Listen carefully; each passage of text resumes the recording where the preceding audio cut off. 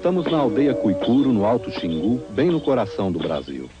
Muito, muito antigamente, como dizem os índios, os Cuicuro viviam fora do Parque Indígena do Xingu, mas em suas vizinhanças. Quando os brancos começaram a chegar àquela área em busca de novas terras, os irmãos Orlando e Cláudio Vilas Boas aconselharam os Cuicuro a vir para dentro do parque, para não serem mortos nos conflitos. Hoje, eles vivem numa aldeia de 19 casas. São mais de 200 pessoas perto do rio Culuene. Cuicuro quer dizer peixinho bicudo. Sempre que há um acontecimento importante na aldeia, os homens tocam essas flautas, que eles chamam de tana. Hoje, estão tocando porque logo vai haver na aldeia um quarupi, a maior festa do Alto Xingu, em homenagem aos mortos ilustres. Enquanto a festa é preparada, os homens tocam suas flautas todos os dias. E quando começam, de manhã bem cedinho, têm de tocar até o fim do dia, pouco antes do pôr do sol.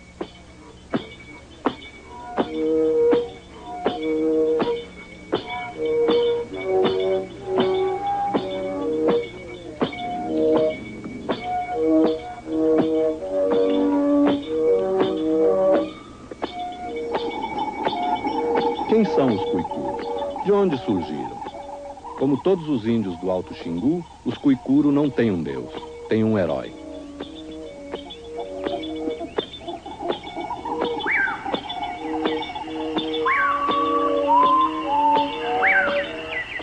Segundo os habitantes das nações indígenas que povoam esta área, foi exatamente aqui, onde as águas dos rios Culuene, Ronuro e Batovi se juntam para formar o rio Xingu, que o mundo começou. Neste lugar chamado Morená, que é território Camaiurá. Mas o mundo era o caos. Então veio Mavutsini, o grande herói transformador dos indígenas desta região. E veio para botar cada coisa no seu lugar, para botar o mundo em ordem, botar os rios para correr, separar os animais, cada coisa em seu lugar. Um dia Mavutsini fez um arco e precisava de corda, mas só quem tinha corda era a onça. Então Mavutsini tentou pegar a corda da onça, mas ele foi visto e a onça ameaçou matá-lo. Então Mavutsini prometeu dar-lhe as filhas em casamento para não ser morto. As filhas de Mavutsini ficaram com medo e não quiseram se casar com a onça. Então ele pegou troncos de árvore e fez várias filhas com eles. Algumas também tiveram medo da onça. Uma morreu no caminho e só duas, afinal, se casaram com a onça. Mas uma delas foi morta pela mãe da onça, porque se recusou a comer um piolho. E ela estava grávida. Da sua barriga, a formiga tirou gêmeos, o sol e a lua. O sol e a lua, os gêmeos, queriam que a mãe voltasse a viver. Foram ao mato, cortaram um tronco de árvore e fizeram uma festa. Mas Mavutsini lhes disse que não adiantaria, ela não voltaria a viver. Isso só é bom, disse ele, para lembrar a mãe de vocês. E é por isso que até hoje os povos do Alto Xingu cortam troncos de árvores para encarnar seus mortos ilustres na festa do Quarupi. Depois de ordenado o mundo, o sol e a lua subiram ao céu. Atiraram uma flecha que se fincou no firmamento, e outra flecha que se fincou na primeira, e outra, e mais outra, e mais outra. Assim fizeram a escada pela qual subiram, e lá ficaram para sempre, deixando aqui embaixo o mundo dos homens.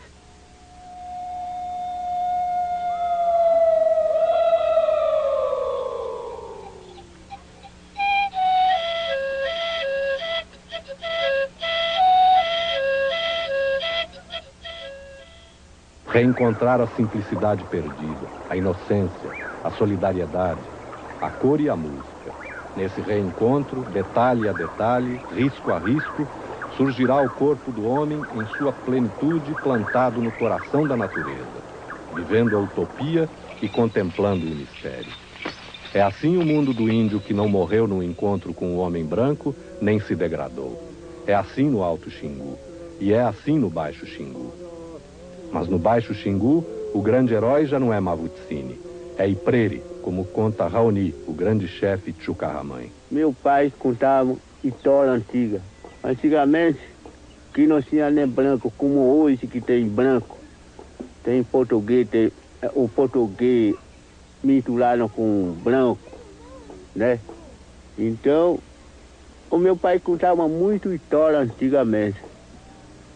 Quem que nasceu primeiro foi a avó nós. A avó nós nasceu primeiro. O nome dele chama Iprene. Iprene é um homem, cabeça muito grande, né? Homem muito grande. Antigamente que não tem rio como hoje que tem Xingu. Antigamente que não tem como hoje que tem serra também. Antigamente que hoje, como hoje que tem mato, tem árvore, comida no mato também, bicho também. Quem que nasceu primeiro foi quando ele nasceu primeiro, ele fez rio, ele fez comida, ele fez tudo coisa que ele fez. O Parque Indígena do Xingu ocupa uma área de 22.000 quilômetros quadrados no nordeste de Mato Grosso, onde vivem umas 3.000 pessoas. Cortado na direção sul-norte pelo rio Xingu, suas terras são banhadas por vários outros rios. O Culuene, o Ronuro e o Batovi, que formam o Xingu. O Culizevo, o Manitsauá-Missu, o Liberdade, o 7 de Setembro e muitos outros. Estas águas incrivelmente transparentes são do rio Tuatuari, um afluente do Culuene. Na época mais seca, que vai de abril a setembro, ele parece um aquário. Navega-se em suas águas por entre cardumes de tucunarés e acarás, pintados e tracajás que se destacam sobre o fundo de areia branca. É uma natureza quase intocada, desconhecida dos habitantes das grandes cidades. Até algumas décadas atrás, todas as 16 nações que hoje povoam o Parque do Xingu eram de guerreiros. Hoje, todas as nações estão pacificadas, não se guerreiam.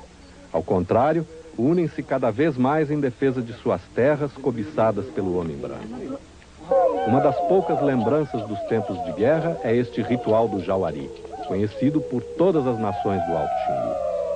Antigamente, ele era uma dança de guerra. Hoje, apenas representa a guerra entre dois grupos de uma mesma aldeia ou entre homens de duas aldeias. E termina com uma dança belíssima, aqui mostrada pelos Waurá, um dos grupos mais preservados em sua cultura no Xingu. Ao lado dos Waurá, vivem no Alto Xingu também os Camaiurá, os Uiaualapiti, os Cuicuro, os Calapalo, os Merinaco, os Matipu, os Aueti, os Narrucuá. E ainda os Ticão, os Trumai, os Cajabi. E depois os Juruna, os Suyá. Bem ao norte do parque ficam os Tchucarramãe e os Crenacroi. No Xingu falam-se línguas que pertencem a 4 dos grandes troncos do Brasil: Tupi, Aruac, Caribe e Gê. Dizem alguns cientistas que os índios aprenderam a falar imitando os sons dos pássaros. Talvez seja. Se aprenderam, aprenderam bem, porque falam muito. E todos ao mesmo tempo, como os cuicuro que participam desta cerimônia em que se furam as orelhas dos meninos.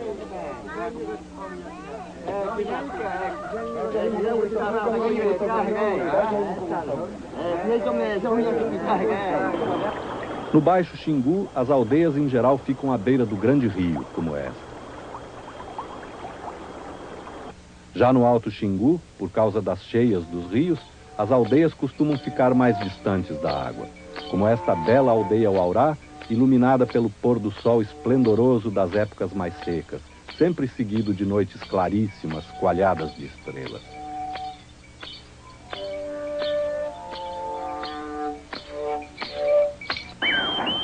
Entre os índios do Xingu é sempre assim. Tudo tem uma história, uma origem, e tudo tem dono. Os animais, os vegetais, as pedras, tudo. Ao contrário dos brancos, não há uma separação entre a natureza e o mundo do cotidiano, nem entre o natural e o sobrenatural. Tudo forma um todo único e explicado, e belíssimo. Os pássaros e os peixes que povoam os rios e a mata vão aparecer depois nas danças e nos cantos dos povos do Xingu.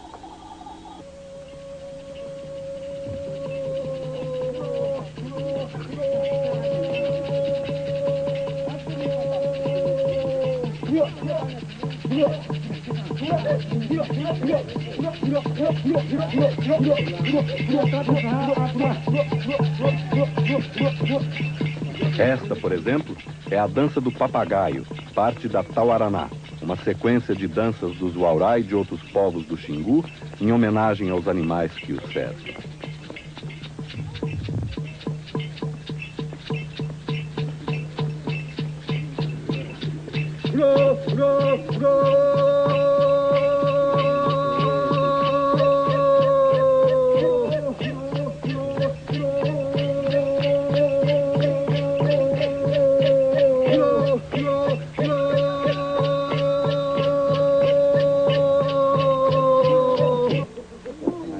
Mas a dança mais elaborada e para a qual os Uaurá mais se preparam é a do Sapucuiauá, para que possa encarnar-se aquele espírito que vive no fundo das águas. Encarnado, ele pode dançar e comer. Depois, satisfeito, ele retorna ao fundo das águas. Durante dias, os Uaurá preparam as vestes rituais para esta dança e as máscaras do Sapucuiauá.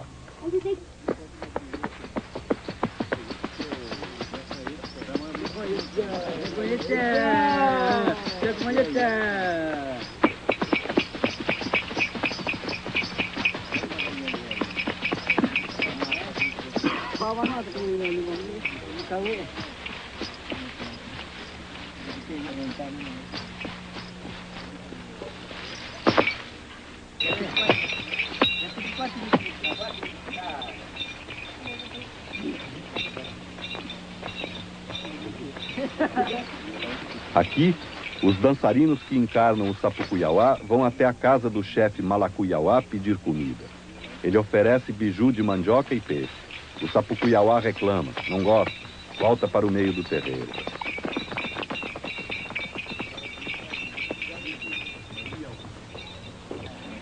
Mas acaba aceitando a comida.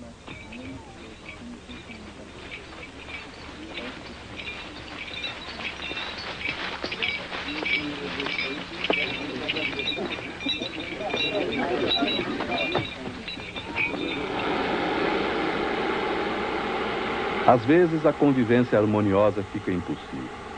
Quando a surucucu venenosa entrou na área da aldeia, ameaçando crianças e adultos, os Cuicuru não hesitaram. Veja.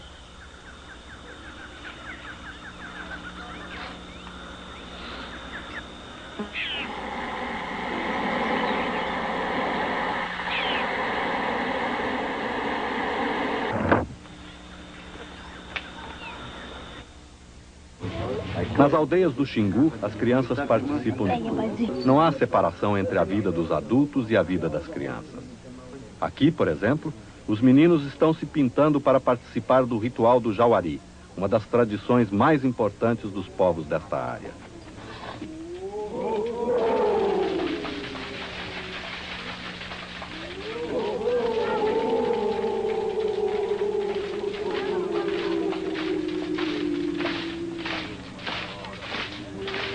O Jauari é um ritual em que a guerra é representada por dois grupos, de uma mesma aldeia ou de duas nações diferentes.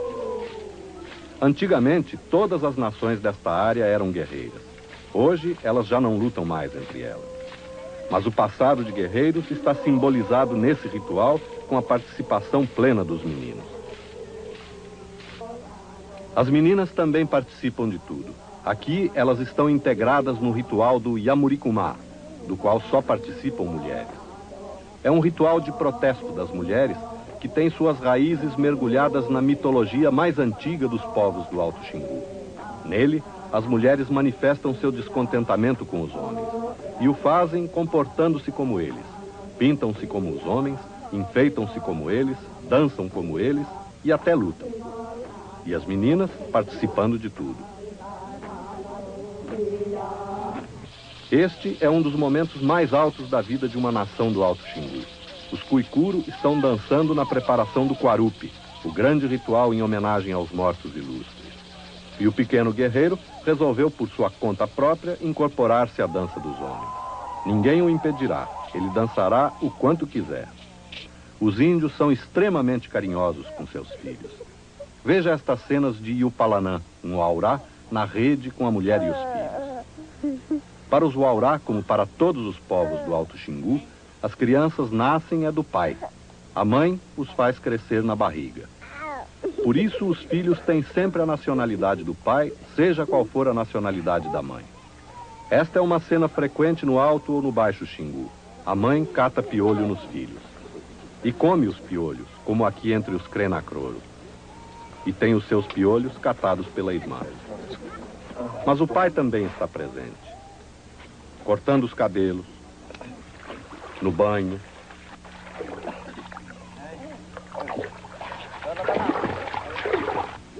levando o filho a passear de bicicleta, ou mesmo interrompendo o trabalho se é solicitado pelo filho. Pai e mãe não gritam com o filho pequeno, jamais batem. Seria uma covardia. Mas e pequenininho, filho assim de 1 ano, 2 anos, pequenininho? Não bate? Não bate. Nunca? Nunca. A paciência de um pai do Xingu quase não tem limite. Vamos acompanhar aqui Tabata ensinando seu filho Maricá a pescar com flecha. Eles estão na pescaria em que os Cuicuro vão estocar peixes para seus convidados da festa do Quarupi. Nesta primeira parte da pescaria foi espalhado timbó na água, o sumo de um cipó que paralisa os peixes. No começo desta pescaria, só as crianças podem flechar os peixes. Maricá não está conseguindo, mas Tabata não se impacienta. Insiste. Mesmo que Maricá erre 1, 2 ou 20 vezes seguidas, ele insistirá. Maricá é que está um pouco desanimado, coça a cabeça. Já sem paciência, Maricá tenta fisgar o peixe com a flecha. Nem assim. Então, vai com a mão mesmo.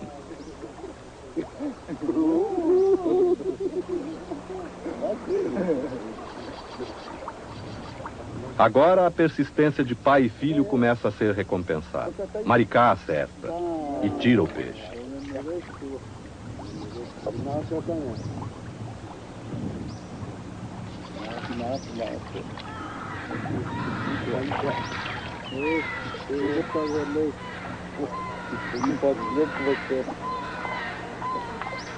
Maricá está contente, afinal está conseguindo. Quando nascer, o filho ou filha de Uluçã será criado como todas as crianças do Xingu. Isso quer dizer que não irá à escola, pois não há escolas ali.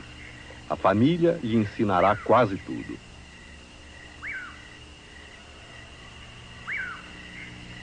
Os xinguanos educam seus filhos de modo bem diferente do nosso. A criança pode fazer quase tudo sem ser reprimida. Pode brincar com faca e facão. Pode subir no teto ou na parede sem que lhe chamem a atenção ou a proíbam. Pode brincar nos rios e lagoas sem ser repreendida, ainda que acabe picada por marimbondos. Pode sair de canoa pelos rios sem os adultos. Pode até atravessar pinguelas sobre atoleiros perigosos. Ninguém repreenderá uma criança por fazer qualquer dessas coisas sozinha. Uma criança do Xingu é educada para aprender muito cedo a fazer tudo sozinha, para ficar autônoma, para ser independente, e o mais cedo possível. Se não for assim, não terá condição de sobreviver naquele meio. Mas isso não quer dizer que as crianças do Xingu não brinquem, não tenham infância. Brincam muito até. Só que, ao contrário dos brancos, têm de improvisar seus brinquedos. Estes meninos, por exemplo, imitam na maior gaiatice os tocadores de flautas nos rituais. Mas é na natureza que as crianças do Xingu encontram seu maior divertimento. Nas árvores, principalmente, como estes pequenos cuicuro que inventam um ritual parecido com o dos adultos antes de se divertir subindo nos troncos e balançando nos galhos. Uma das diversões preferidas, porém, ainda é a corrida de canoa. Aqui disputam meninos contra meninas. Os meninos são mais treinados e não têm dificuldade para vencer. As meninas desistem logo e preferem nadar e brincar na lagoa.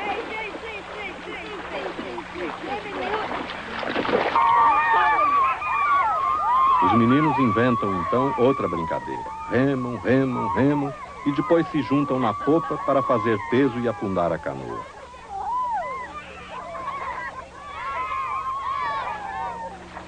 Mas tirar a água da canoa, para eles, não é problema. São rapidinhos. A divisão de tarefas entre homens e mulheres no Alto Xingu é bem clara. Ao homem cabe derrubar a mata, preparar a terra para receber as mudas e plantar. Colher e transportar é função da mulher. Como é da mulher a tarefa de ralar a mandioca, preparar a massa e a farinha, fazer o mingau de mandioca e o biju, que são os alimentos principais do Alto Xingu, junto com o peixe. Pescar é tarefa do homem. Carregar água e cuidar dos filhos é função da mulher. Uma dura função, pois as nascentes ficam longe das aldeias no Alto Xingu, por causa das enchentes no tempo das águas. Com a chegada dos panelões de alumínio, mais leves, levados pelos brancos, amenizou-se um pouco esse trabalho feminino, mas ainda é muito duro. Logo cedo, quando acordam, ainda escuro, mulheres e suas filhas mais crescidas vão às nascentes buscar água, banhar-se e dar banho nas crianças pequenas. E voltam, muitas vezes, carregando ao mesmo tempo crianças e vasilhas, com seu passinho miúdo e gracioso. Depois, cuidam da comida e dos filhos. E nas horas vagas, catam piolhos das crianças e das amigas. É uma longa jornada de trabalho que só se ameniza uma vez por mês, na menstruação, quando a mulher não pode trabalhar por 3 dias, nem comer peixe. Jamais um homem ousaria dar uma ordem à sua mulher, ou vice-versa. Nenhum homem se atreveria a reclamar diretamente de sua mulher, ou ela de seu homem, seja qual for a razão. Podem até separar-se, mas não darão ordens, nem farão cenas. Se o homem estiver insatisfeito com sua mulher porque ela não cumpre bem suas tarefas, o máximo que poderá fazer será dirigir-se à roda dos pajés e contar o que está acontecendo. E os pajés falarão com todas as mulheres ao mesmo tempo, lembrando-lhes quais são os seus deveres. Se a insatisfeita for a mulher, ela fará a mesma coisa. Relatará o problema aos pajés que se dirigirão a todos os homens. Fora do trabalho, os homens aparecem mais que as mulheres. Pintam-se mais, enfeitam-se mais, dançam mais. Mas há danças que são só das mulheres, como esta que as Crenacroro estão dançando. É uma dança para o porco do mato.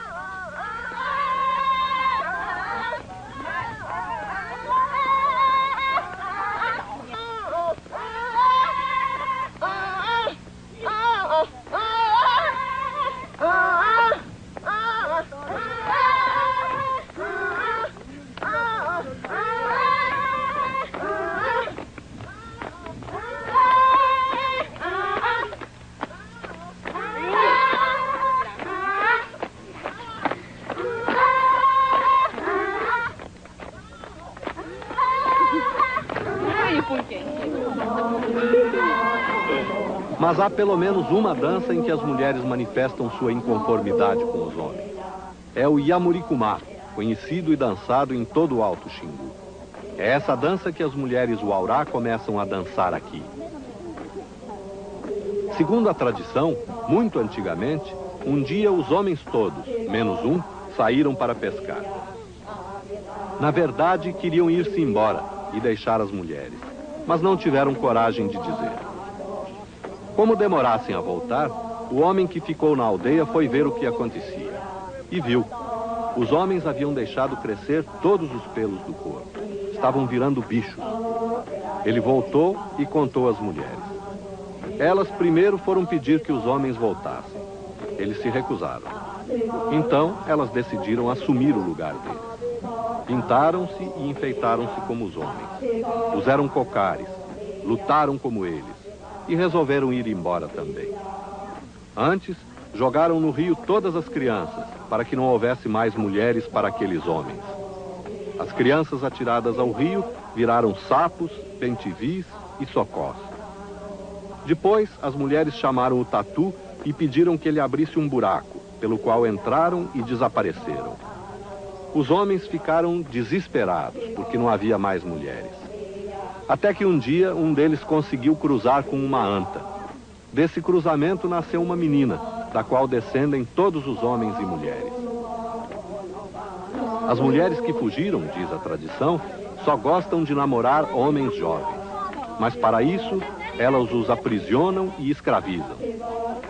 No Xingu, alguns povos acreditam que essas mulheres transformaram-se nas Amazonas, da antiga lenda do norte brasileiro. E vale lembrar que alguns desses povos do Xingu falam línguas das mesmas famílias que as nações da área onde surgiu a lenda das Amazonas. Malacuiauá, um dos raros velhos desta nação, é o grande chefe dos Uaurá. É também pajé. Mas, embora chefe, Malacuiauá jamais dá uma ordem a qualquer dos seus chefiados. Ele é um chefe sem poder, como todos os chefes das nações que povoam o Xingu. Nestas cenas que estamos vendo, Malacuiauá ensina seu povo a dançar conforme a tradição, nos rituais do camaleão e do Iamuricumá, mas não dá ordem. O índio do Xingu, como muitos outros índios brasileiros, não delega poder a ninguém. O chefe é o depositário, o conhecedor da tradição, da cultura, da experiência de seu povo. E por isso é respeitado, mas não dá ordens. O chefe é quem mais trabalha e mais sofre. Tem de ser o mais generoso, o mais conciliador e o que fala melhor, mas não manda. Atamai está ajudando seu sogro a fazer uma nova casa. Talvez um dia Atamai ocupe o lugar de Malacuiauá, seu pai, porque a regra aqui é que o filho seja o sucessor do pai na chefia, como explica Paru, o grande chefe Iaualapiti. Você tem 2 filhos, né? Aritana e Pira. Pira tem. Agora, por que é o Aritana que é o cacique e não o Pira? E Pira também depois. Mas primeiro é o mais velho. É, primeiro o mais velho. No país dos Crenacroro, as aldeias são diferentes. Não se dispõem em círculo, como no Alto Xingu, e sim em 2 filas paralelas à beira do rio. E os Crenacroro, embora tenham conhecido os brancos há menos de 15 anos, já estão perdendo suas tradições. Como explica Creton, ninguém